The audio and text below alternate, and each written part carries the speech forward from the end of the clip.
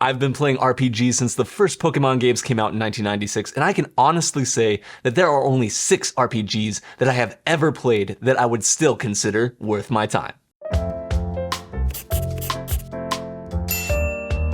Hello guests, Ritzy Bellhop here. Welcome to Quite Optimal, the show where we discover the best of everything, usually on a per dollar basis, but since today's topic has to do with entertainment and fun cannot be quantified, I will be relying on my own subjective experiences. RPGs are a genre of game that tend to require a large amount of time to complete, so there are few that I have actually beaten, and even fewer that I have returned to replay. As I get older, my time becomes more and more limited. But of all the RPGs that I have played through, 6 of them are still games that I would consider playing through even now. As I go through the countdown, I'll display for you the ESRB rating as well as the number of times I've played through each game to completion. But before we get into the 6 RPGs with worlds that I would still consider worth exploring, let's talk about 3 honorable mentions that almost made the cut.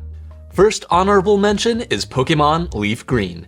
Leaf Green is my favorite of the Pokemon games and one of 2 that I was motivated enough to beat, with the other one being Pokemon Sun. While I enjoyed Leaf Green as a kid, I don't think the narrative is compelling enough to make the XP grind tolerable for me as an adult. But I would definitely get it for my future kids to play. Next on the honorable mention list is Diablo 3. In my opinion, it is the best Diablo game, and mechanically, it's really fun, but the story is lacking. As an adult, I'd say it's definitely worth a playthrough if you have someone to co-op with. Just make sure one of you chooses the Witch Doctor, he's hilariously fun to play. The final honorable mention is Skyrim. Again, as a younger man, I enjoyed the game, I got all the achievements for it and everything, but now that I have limited time, I can't say the storytelling is good enough for just how huge a game Skyrim is. In fact, I probably would have been too overwhelmed to finish it in the first place if I didn't thoroughly study the game guide before even starting up the game. I would definitely get it for my future teenagers to play, but it's just not for me anymore. Starting out the list proper with number 6 is Borderlands. Borderlands has a reputation for establishing the looter-shooter genre, and it is still considered to be the best in that genre today. I beat the first Borderlands twice, I beat the second Borderlands twice, but I am only recommending the first one here because starting with the sequel, Gear decided to saturate the narrative of the Borderlands universe with crude adolescent humor that I found to be quite annoying back in the day, and even more so now as an adult. The story of the original Borderlands is pretty minimal. The protagonist is silent, and you're kinda just plopped into this desolate world with no prologue whatsoever. And that's okay, because the narrative doesn't have to be immediately immersive to justify playing Borderlands, since the gameplay is so much fun. In fact, I found the lack of a prominent story to be part of Borderlands' charm. Because the game gave me so little information to start with, it made me curious to find what little there was in the world around me. It's a worthwhile game to play on your own as the Siren class, or co-op with someone as a Siren Hunter duo. Number 5 on the list is Fire Emblem Three Houses. This top-down, turn-based RPG is the best in the series. In Three Houses, you are a professor to a class of students who act as your army, and the story will be tailored to which of the 3 houses you choose to instruct.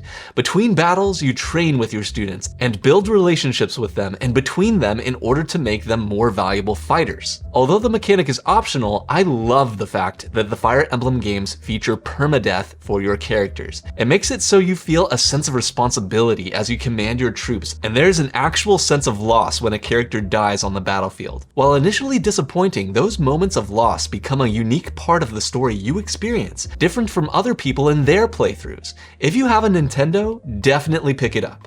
At number 4, we have Persona 5. This game is about being a wanted vigilante, and it is the most grindy game on this list by far.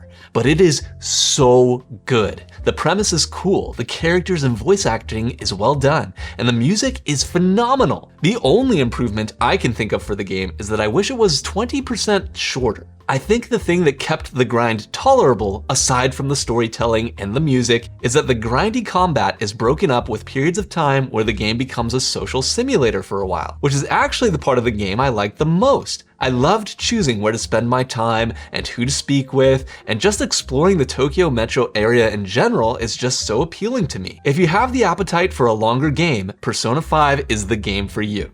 At number 3, I have the first Kingdom Hearts. The first Square Enix game to feature real-time combat, Kingdom Hearts doesn't feel as grindy as the other turn-based RPGs on this list, and therefore, KH1 doesn't really need to bring that unique of a story to the table in order to make it worth playing. But it did bring a unique story, and it did it in spades. It is a bizarre and wonderful amalgamation of the Final Fantasy world and a bunch of classic Disney films. You get to explore the world of Hercules, The Little Mermaid, Aladdin, Tarzan, and more, and it all ties together surprisingly well. Obviously, if you're not a fan of old school Disney, it might not be as impactful to you, but I'd argue the game is still worth a try even if that's the case.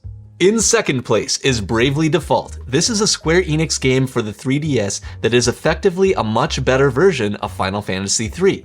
It captures so well the old school essence of an RPG with the classic plot of 4 heroes seeking after 4 crystals. Each of the heroes you get to customize by choosing their class and equipment, just like Final Fantasy III, which feels very nostalgic. But not only is the plot much more coherent than Final Fantasy III, but gameplay-wise it is better because of the game's namesake feature, the Brave Default mechanic. The benefit of the Brave Default mechanic is that it allows you to take extra turns now at the expense of skipping those turns later, which cuts down on the grind by allowing you to mow down weaker enemies before they even have a chance to attack. There have been hints from the company that it may get a remake in the future, but for now you'd need a 3DS to be able to play it. And in first place is not only my favorite RPG, but also my #1 video game of all time. It's a GameCube game that has finally gotten a remake for the Nintendo Switch.